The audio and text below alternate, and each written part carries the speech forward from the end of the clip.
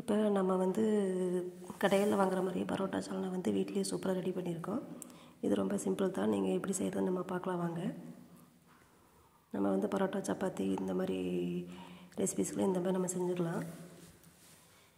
இப்போ வந்து காய்களை நம்ம கட் பண்ணி வச்சுக்கலாம். இப்போ வந்து நம்ம வந்து பீன்ஸு, கேரட்டு, உருளைக்கிழங்கு இந்த மாதிரி நம்ம எந்த காய் வேணாலும் நம்ம போட்டுக்கலாம். குருமாவுக்கு போடுற எல்லா காய்களும், சின்ன வெங்காயம், இஞ்சி பூண்டு கொஞ்சம் நம்ம நல்லா ஒரு சின்ன வெங்காயம் ஒரு 10-20 சின்ன வெங்காயம், இஞ்சி பூண்டு கொஞ்சம் எல்லாம் நம்ம அரைச்சிக்கலாம்.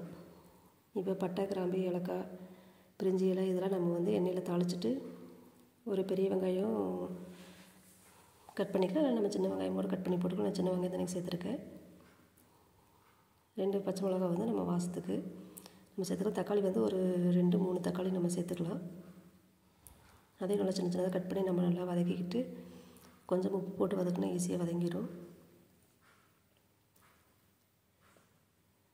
அடுத்தது வந்து நம்ம வந்து இஞ்சி பூண்டு சின்ன வெங்காயம் கொஞ்சம் சேர்த்து அரைச்சிருக்கோம். அந்த பேஸ்ட் வந்து நம்ம இதில் சேர்த்துக்கலாம்.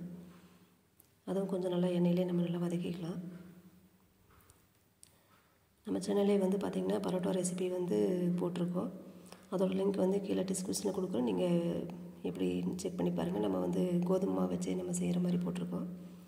இது காரத்துக்கு பார்த்திங்கன்னா கொஞ்சம் மல்லித்தூளும் குழம்பு மிளகாத்தூள் இல்லைன்னா நம்ம வந்து சிக்கன் மசாலா இந்த மாதிரி ஒரு 2 ஸ்பூன் மசாலாத்தூள் சேர்த்துக்கலாம். நம்ம இந்த மிளகாத்தூள் ரெசிபீஸ்லாம் வந்து நம்ம சேனல்லே போட்டிருக்கோம். நீங்கள் எப்படி செய்கிறீங்க தேவைப்பட்டால் நீங்கள் செக் பண்ணி பார்த்துக்குங்க. இப்போ நம்ம வந்து கொஞ்சமாக தண்ணி மிக்ஸ் பண்ணிவிட்டு இந்த மிளகாத்தூளில் கொஞ்சம் நம்மளுக்கு வந்து பச்சை வாசனை போகிற அளவுக்கு கொதிக்கட்டும். இதே டைமில் நம்ம காய்களையும் கட் பண்ணி வச்சுருக்கிறோம் அதில் சேர்த்துக்கலாம். இப்போ தேங்காய் ஒரு மூடி நம்ம அரைச்சிட்டு கூட ஒரு முந்திரி பருப்பு ஒரு 10, கொஞ்சம் சோம்பு, 2 பட்டை, ஒரு ஏலக்காய் இதெல்லாம் நம்ம சேர்த்து அரைச்சோம்னா கொஞ்சம் ஒரு ஸ்பூன் பொட்டுக்கல்லையும் சேர்த்து அரைச்சோம்னா கொஞ்சம் குழம்பு நம்மளுக்கு வந்து கிரேவி வந்து நல்லா கொஞ்சம் நல்லா வரும். இப்போ நம்ம சேர்த்துருக்க மிளகாத்தூள்லாம் வந்து நம்மளுக்கு வந்து கொஞ்சம் பச்சை வாசனை போனதுக்கப்புறம் நம்ம வந்து இப்போ அரைச்சி வச்சுருக்கிறது வந்து நம்ம இதில் சேர்த்துக்கலாம். சேர்த்துட்டு நம்மளுக்கு தேவையான அளவு நம்ம தண்ணி விட்டுக்கலாம்.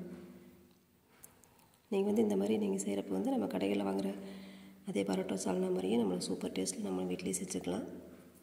சப்பாத்தி, பரோட்டா இதுக்கு எல்லாத்துக்குமே நம்ம ஈஸியாக தொட்டுக்கலாம். சூப்பராக இருக்கும். நம்ம இப்போ உப்பு செக் பண்ணி தேவையான அளவு நம்ம சேர்த்துக்கலாம். மல்லி, புதினா இலை இப்போ நம்ம கொஞ்சம் சேர்த்துக்கலாம். இது குக்கர்லேயே பார்த்திங்கன்னா ஈஸியாக நம்ம வச்சிடலாம். ரொம்ப காய் வேகிறதுக்கு வந்து ஒரு விசில் 2 விசில் விட்டிங்கன்னா காய் நல்லா நம்ம வெந்துடும். நம்ம சேனல் நீங்கள் என்ன சப்ஸ்கிரைப் பண்ணாமல் இருந்தால் பண்ணிக்கோங்க. ஏன்னா நாங்கள் மேலும் வீடியோ போடுறது கொஞ்சம் யூஸ்ஃபுல்லாக இருக்கும்.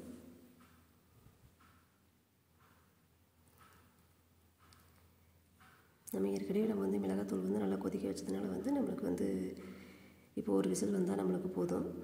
நல்லா பாருங்கள் எப்படி நல்லா கலர்ஃபுல்லாக நம்ம கடைகளில் வாங்குற மாதிரியே இருக்குது. நம்ம சுட சுட நம்மளுக்கு சால்னா ரெடி ஆயிடுச்சு. நீங்கள் இது இட்லி தோசை கூட நல்லாயிருக்கும். ட்ரை பண்ணி பாருங்கள். தேங்க்யூ.